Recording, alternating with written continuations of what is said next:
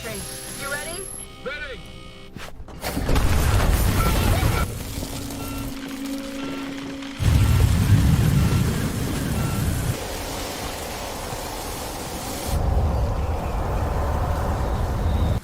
Anchor it with the rover!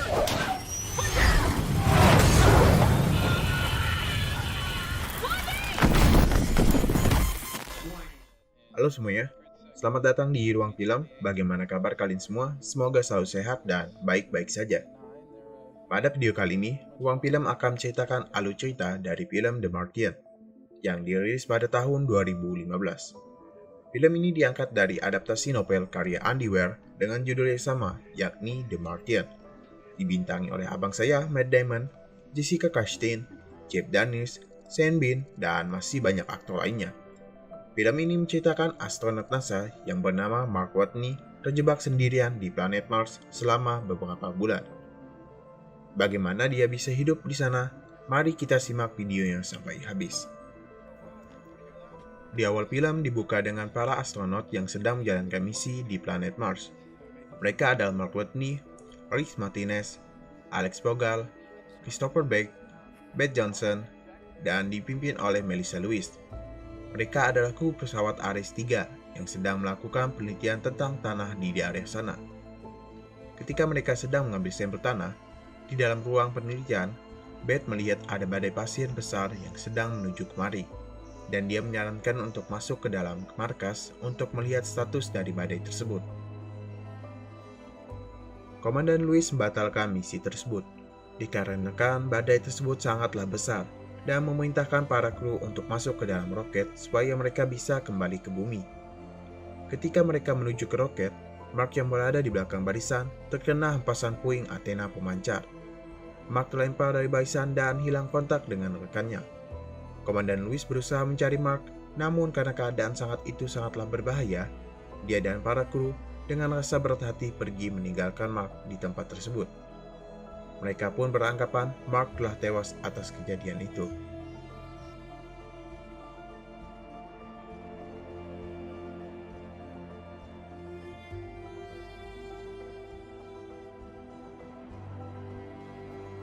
Scan lalu berpindah ke pimpinan NASA yang bernama Teddy Sanders. Ia menyatakan bahwa terjadi kecelakaan pada tim Ares 3 yang bertugas di planet Mars, dan menyatakan bahwa Mark Watney tewas atas kejadian di sana. Scan lalu berpindah kembali ke planet Mars setelah badai berlangsung.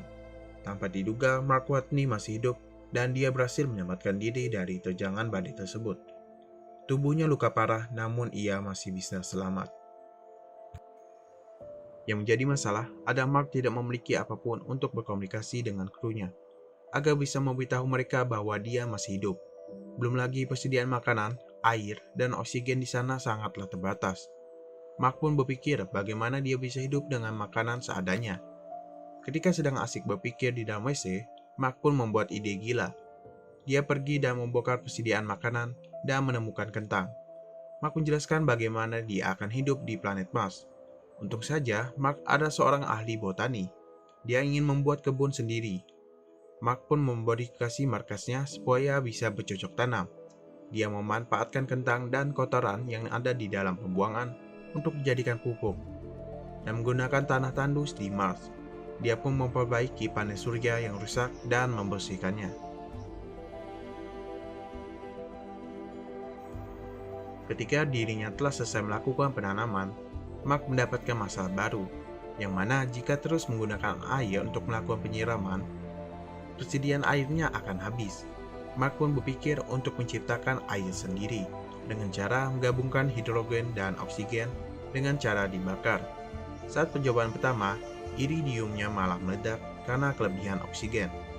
Mark pun kembali mencoba dengan menurunkan kadar oksigen, dan pada akhirnya dirinya pun berhasil menciptakan air.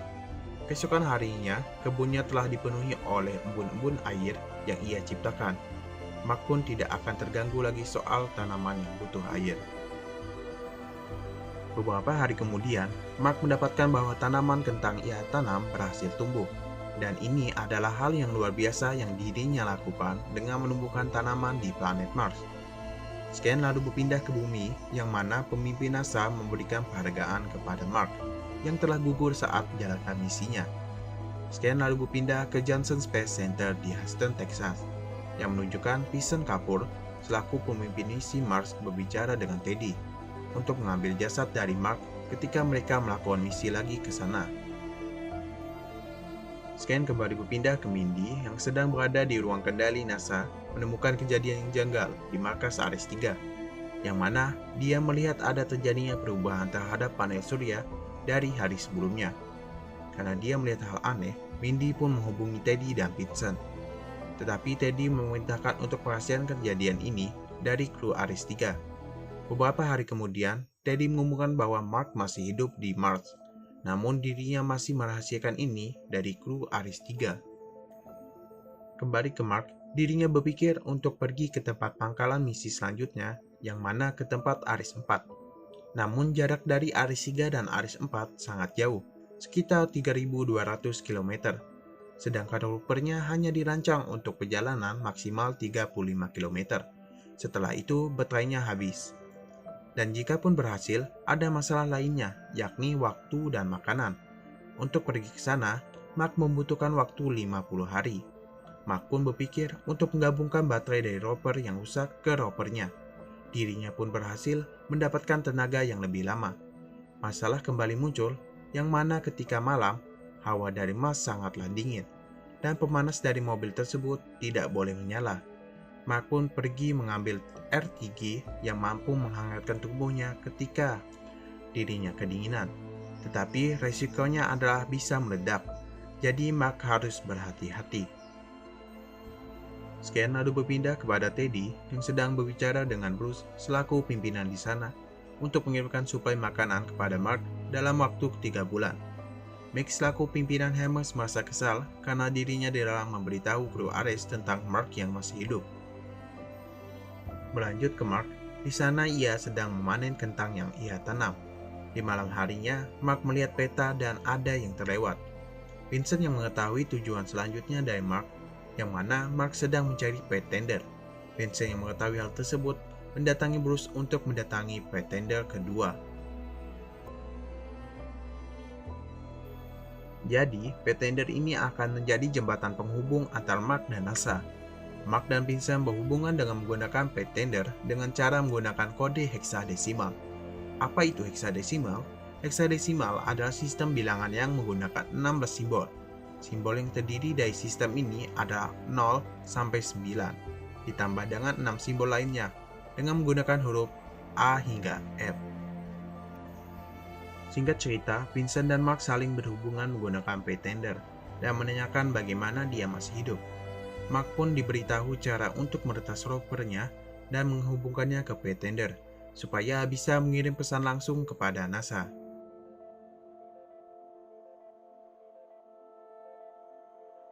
Namun, ketika mereka sudah bisa berkomunikasi, Mark merasa kecewa dengan NASA karena tidak memberitahu kepada krunya bahwa dirinya masih hidup. Tetapi Mitch memberitahu kru Ares 3 bahwa Mark masih hidup. Mereka merasa kecewa telah meninggalkan Mark di sana. Karena sudah terhubung dengan NASA, Mark menunggu keputusan NASA selanjutnya. Tiba-tiba pintu dari markasnya bocor dan meledak, yang membuat markasnya kemasukan hawa dingin dari Mars, yang membuat semua tanamannya mati dan markasnya pun rusak. Mark pun pergi ke dalam rovernya untuk tidur di sana. Keesokan paginya, Mark membersihkan dan menambal markasnya yang hancur. Scan lalu berpindah ke Rich Purnell. Dia adalah astronomika yang bertugas memperhitungkan lintasan prop untuk pengiriman suplai makanan ke Mars. Tetapi di sini dia mendapatkan ide gila yang sangat berpengaruh dalam kepulangan Mark ke bumi. Kembali ke Mark, karena tanamannya mati semua, Mark pun menghemat makanannya sampai prop datang untuk membawakan makanan. Rich meminta izin untuk mengakses superkomputer milik NASA untuk menjalankan ide gilanya. Singkat cerita, NASA berhasil meluncurkan prop, namun saat sudah menaiki atmosfer, terjadi getaran di prop. Prop mengalami ledakan dan misi pengiriman pun gagal.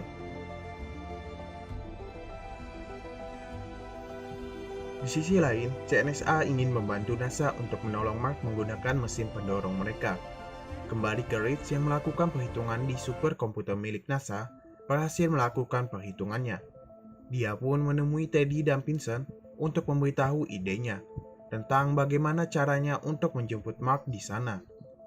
Dia ingin kru Ares 3 yang berada di Hermes untuk mengitari bumi supaya mendapatkan dorongan dari gravitasi bumi. Setelah mereka mengitarinya, rob buatan Cina akan menjadi suplai makanan untuk Hermes. Setelah itu, Hermes akan menuju ke Mars. Di sana, Mark berhasil menyelesaikan penelitian kimia Komandan Louis. Scan lalu berpindah ke Hermes yang mana di sana Rich mengontak mereka dan memberitahu ide gilanya itu. Tentu saja Komandan Louis setuju dengan rencana tersebut untuk menyelamatkan Mark.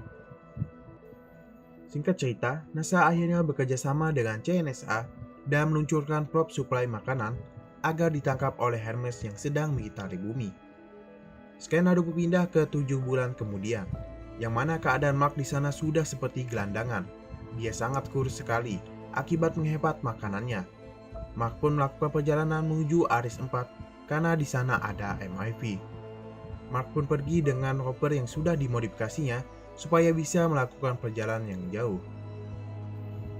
Di sisi lain, Bruce memberitahu bahwa jika gravitasi di Mars sangat tinggi, jika Mark ingin meluncur sampai ke atmosfer, MIV Ares 4 harus dibongkar habis supaya bisa terbang melewati atmosfer.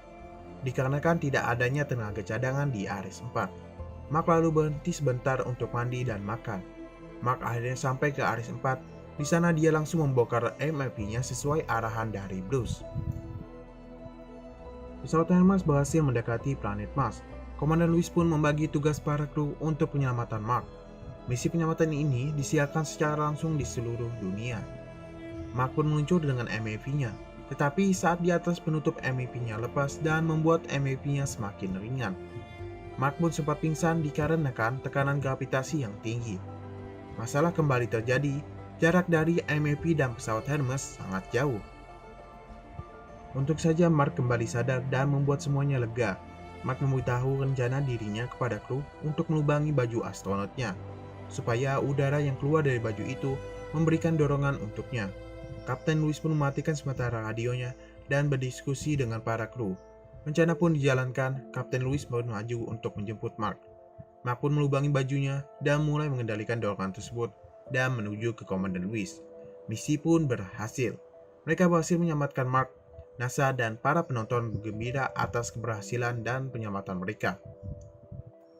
Film ini pun ditutup dengan Mark sekarang sudah menjadi pengajar calon astronot, Meg yang sudah mengundurkan diri, Komandan Louis yang sudah bersama suaminya, Bucky yang sudah memiliki anak dengan Johnson, Vogel yang kembali kepada keluarganya, dan peluncuran Ares 5 yang mana Martinez kembali terbang dan film pun selesai. Terima kasih yang sudah menonton videonya sampai habis. Jika kalian suka video ini, klik like dan share ke teman-teman kalian tentang channel ini. Dan jika ada yang minta rekomendasi film, langsung follow aja IG kita, oke? Dan bagi yang mau mensarankan film untuk dibahas, langsung komen aja. Sekali lagi saya ucapkan terima kasih kepada kalian semua dan sampai jumpa di video selanjutnya.